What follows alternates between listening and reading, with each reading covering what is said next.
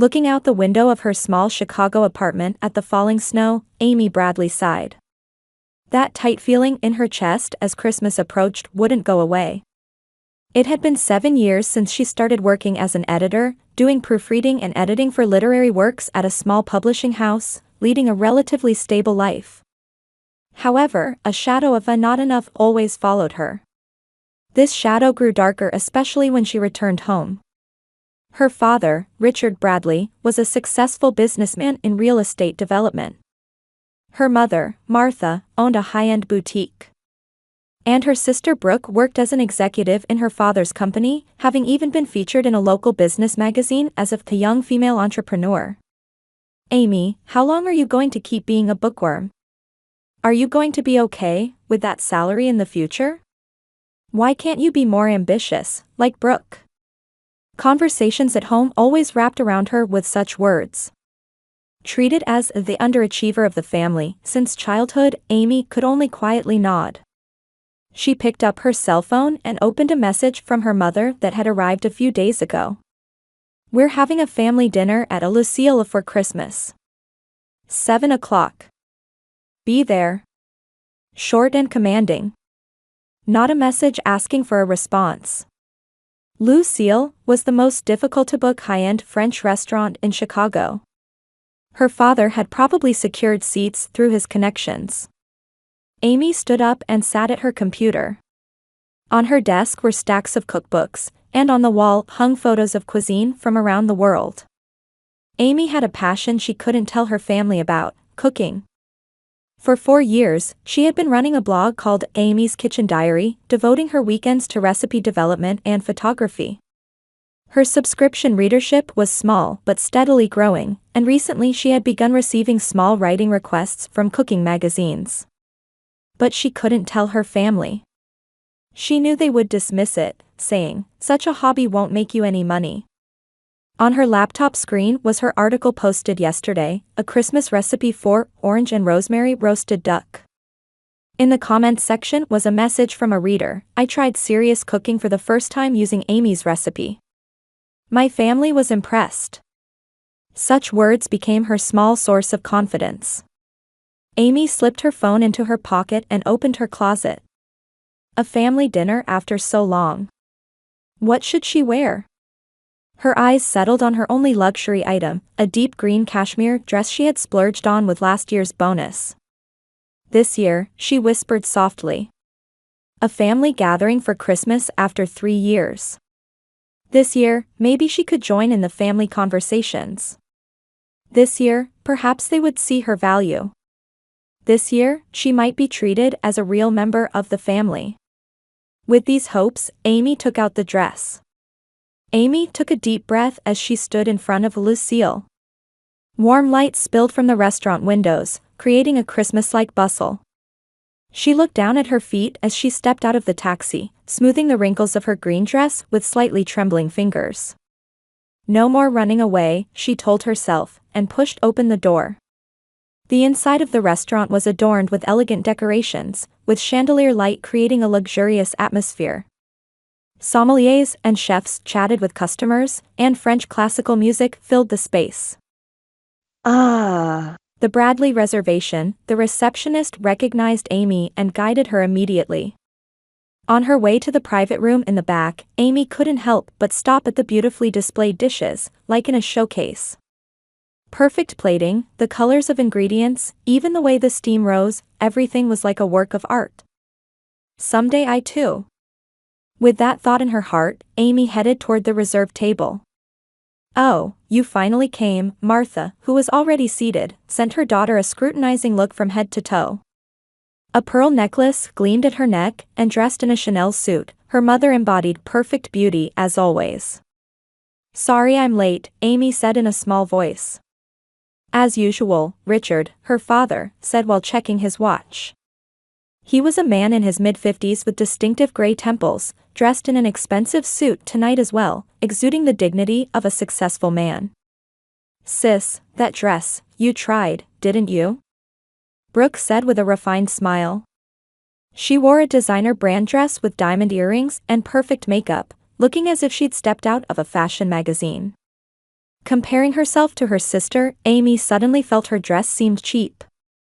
Well, let's have a toast. Her father raised a glass filled with vintage champagne. To another year where the whole family is healthy and successful. As everyone clinked glasses, Amy pondered her own success. Her blog had just been selected as an up-and-coming blogger by a culinary website last month. Should she tell her family? But she swallowed those words and just smiled. Brooke, tell us about your achievements this year. At her father's question, Brooke began explaining about a new real estate development project she was handling. The conversation flowed to work talk, gossip about acquaintances, and political topics. Amy just played the role of listener, occasionally nodding. As the main dish ended and dessert was being served, Martha suddenly said, "By the way, we haven't exchanged Christmas presents yet." She stood up and took out beautifully wrapped boxes from a shopping bag she had brought. First, for Brooke. Martha handed a large box to Brooke. As Brooke eagerly unwrapped it, a latest designer bag emerged. Oh my! This is the one with a 3-month waiting list even with a reservation. Brooke exclaimed. Next, Father gave Martha her present.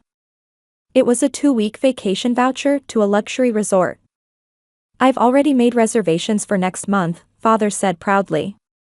Amy waited with some trepidation for her turn.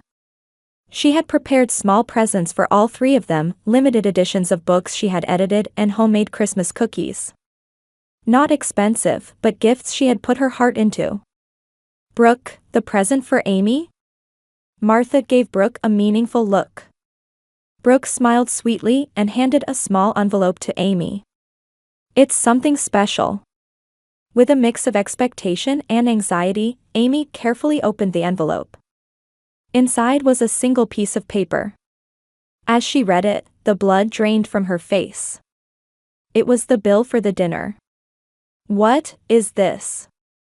It's your present, the cost of this meal. Please pay it, Martha said loudly.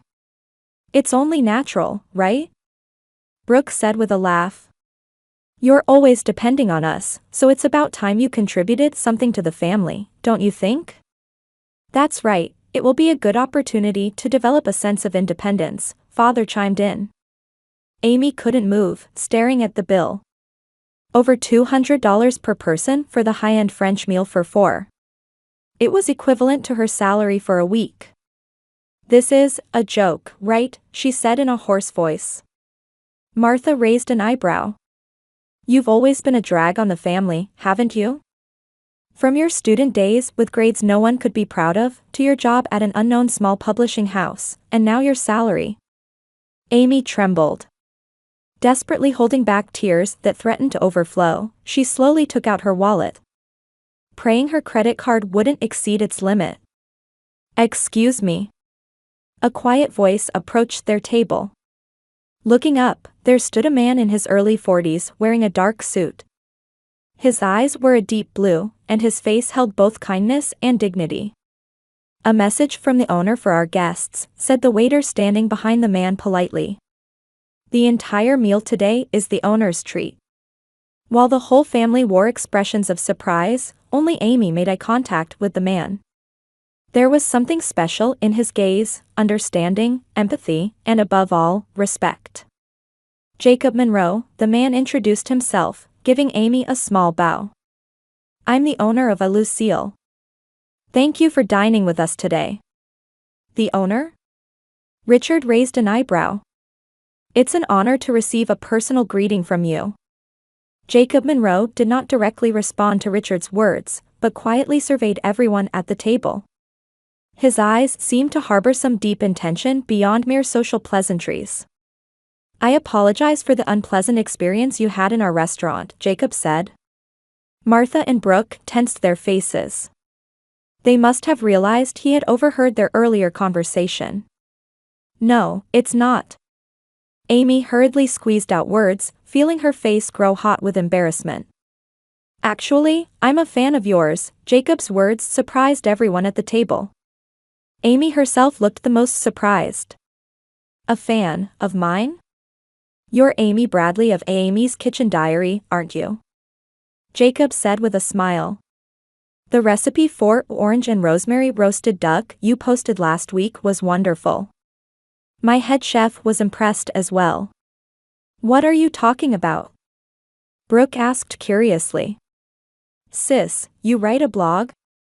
Amy was at a loss for words. She never imagined her secret passion would be revealed to her family in this way. And to think that the owner of Lucille read her blog. I've been following it for about a year, Jacob continued.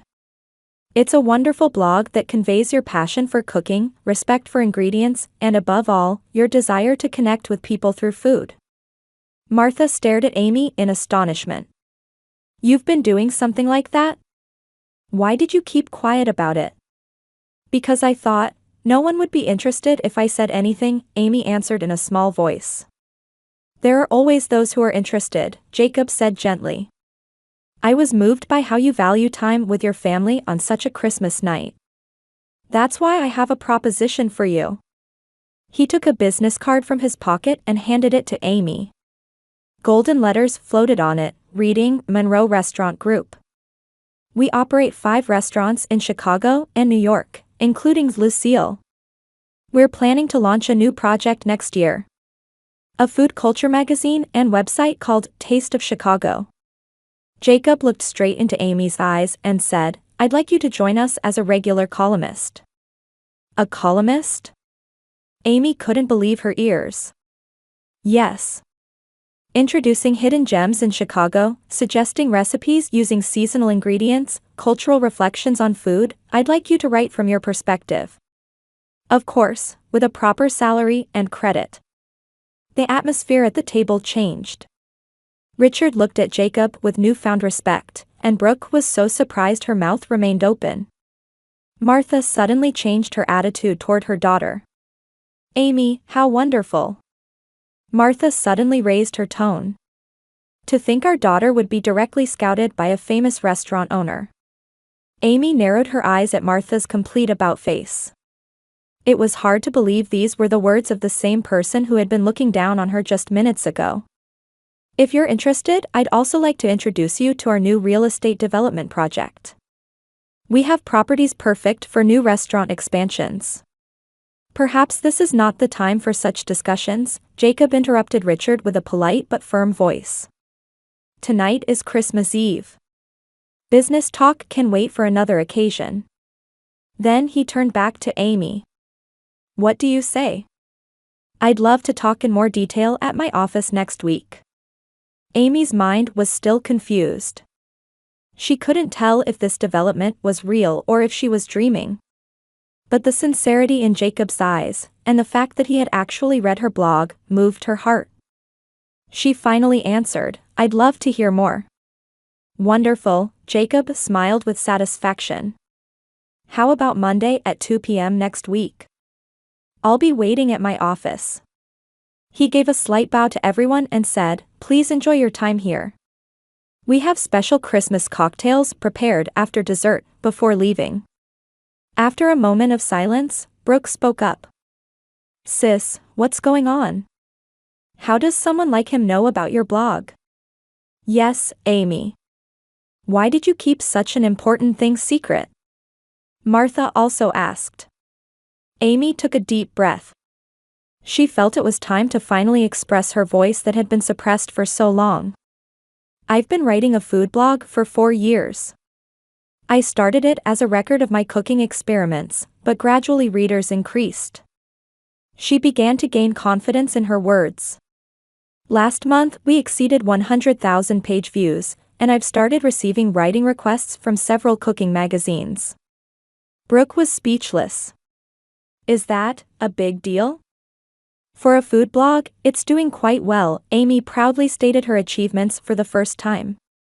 My readers are mainly women in their 30s to 50s who want to try authentic cooking. Their comments and feedback are my driving force. As Amy spoke, she felt confidence welling up from within. A passionate expression that she had never shown in front of her family appeared on her face. Recently, I've been writing not just about cooking but about food culture in general. Introducing small food shops and markets in Chicago, how to choose seasonal ingredients, homemade preserves. Richard, listening to his daughter's story, looked at her as a businessperson for the first time. Martha had never seen her daughter speak so eloquently and confidently. "Why didn't you tell us?" Martha asked. Her voice had a gentleness not present before. Amy hesitated for a moment but decided to answer honestly. "Because I thought you would ridicule me if I told you." Silence fell over the table. Amy's words struck their hearts. They seemed to realize for the first time how much they had hurt Amy. We didn't mean to." Martha began but couldn't continue. "But it's different now," Amy said quietly. "Now I know my own worth. And there are people who recognize it." She looked in the direction Jacob had gone. This meeting with him didn't feel like a mere coincidence. It felt as if a door that had been closed for a long time had opened just a little tonight. The dessert plates were brought over. Amy picked up her fork and quietly broke the surface of the chocolate mousse. 1 year later, during the Christmas season, Chicago was again covered in snow. Amy finished her final proofreading at the He Taste of Chicago editorial office and closed her laptop. Outside the window, the city's illuminations began to shine in the early dusk. Her life had changed dramatically over the past year. Since accepting Jacob's offer, her career had skyrocketed. What started as a weekly column had grown due to reader response, and now her feature, Amy's Taste Discovery, was the magazine's flagship project. Her online articles consistently recorded the highest views, and last month she had signed a contract for her first cookbook. "Amy, is the manuscript ready?"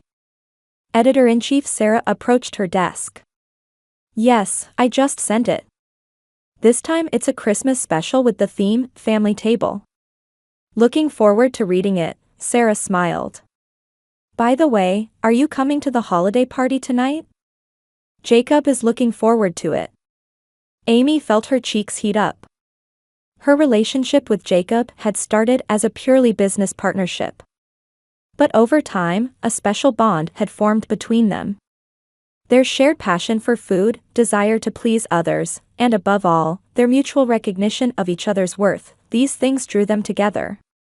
"Of course I'll be there," Amy replied. "It starts at 7, right?" After Sarah nodded and walked away, Amy's smartphone rang. Looking at the screen, it was an email from her mother. She took a deep breath before opening it. "Amy, I need to talk to you about something. Please contact me as soon as possible." "Mother." Amy frowned. Contact from her mother had significantly decreased over the past few months. Since that night, her relationship with her family had subtly changed. Though they offered words of congratulations on the surface, it was clear they had complex feelings about her success. Especially recently, rumors about her father's company had been concerning her. She had heard that Richard Bradley Real Estate Development was facing a major lawsuit due to serious defects discovered in a luxury condominium development they had undertaken. Amy hesitantly made the call. "Amy?" Her mother's voice was mixed with fatigue. "You may have heard, we're in a difficult situation right now." Martha's voice trembled. "Your father's company has been sued, and Brooke was involved in the project too."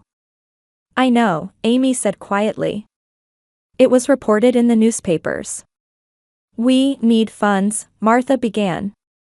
"Since you're successful now, I thought maybe you could help." Amy was at a loss for words. The memory of last Christmas came flooding back. The humiliation of being handed that bill. And now, they were asking her for money. "The Christmas incident was just a joke," Martha added as if making an excuse.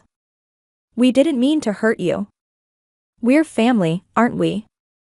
Family should help each other, right?" Amy gazed at the snowy landscape outside the window and thought deeply.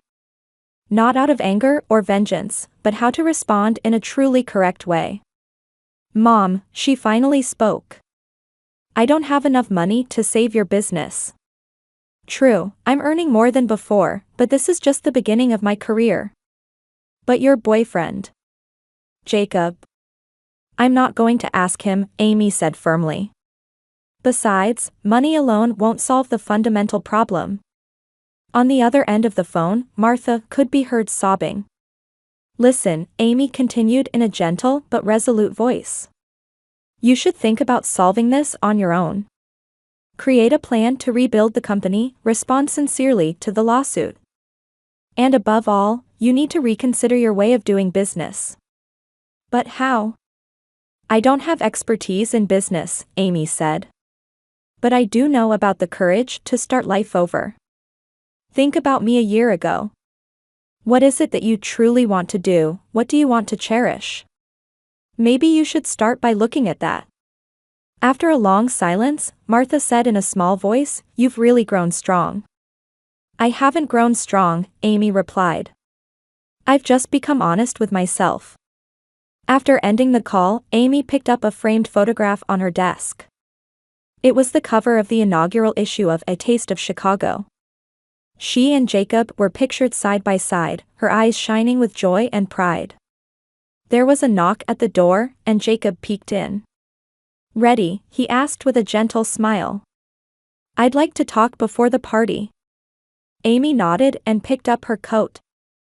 After leaving the office, Jacob led her not to Lucille, but toward a small park.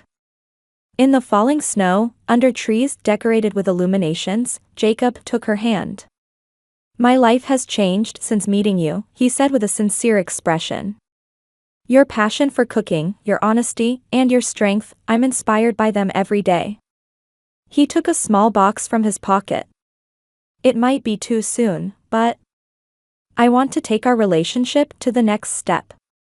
Of course, our working relationship won't change even if your answer is no. But I wanted to express my feelings.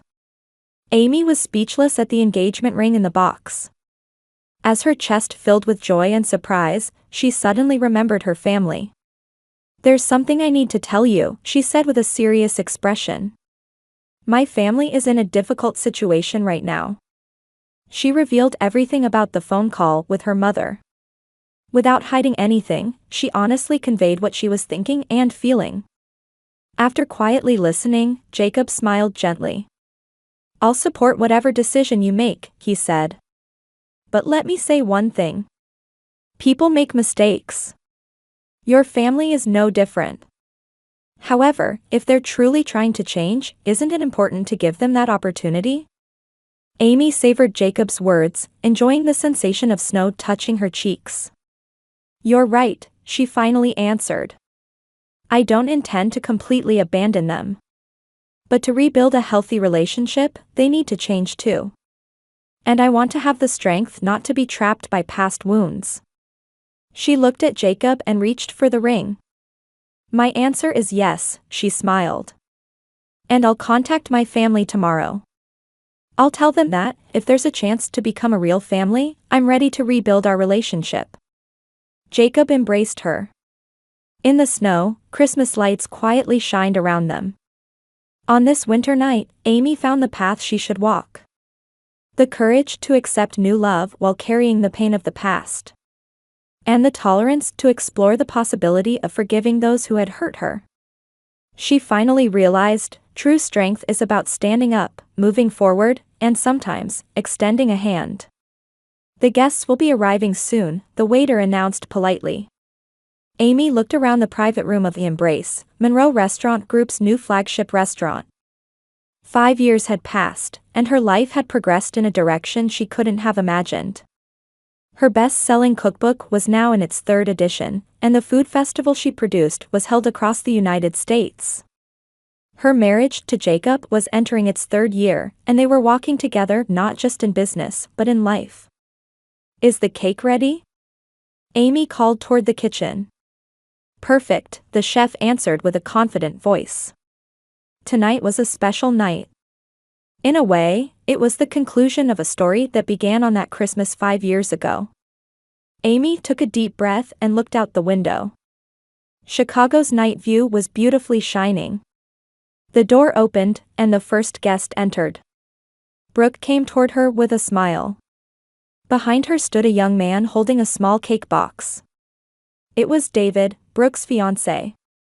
I baked this myself, Brooke said, opening the cake box. I'm still learning, but... Amy couldn't hide her surprise. That her sister would one day bake a cake herself. While her father's company was being rebuilt, Brooke had to reorganize her own life. After trial and error, she had opened a small bakery, which had now grown into a locally beloved shop. It's lovely, Amy said sincerely. The decoration has really improved too. Her parents appeared next. Richard and Martha looked older than before, but their expressions harbored humility and gentleness. Sorry we're late, Martha said. The volunteer work at the food bank took longer than expected. After recovering from the brink of bankruptcy, Martha had begun working at a food bank as a way of giving back to the community. Initially, there may have been thoughts of for image's sake, but gradually she found true joy in helping others. Richard, being embraced by his daughter, said in a small voice, "Thanks to you, we've learned many things." His company survived, albeit scaled down, and now it had built a business model that prioritized honesty and transparency. Finally, Jacob entered the room. After greeting everyone, he stood next to Amy and gently held her hand. Now, let's enjoy the special meal prepared for tonight, Jacob announced. On the table was a special course jointly designed by Amy and Jacob.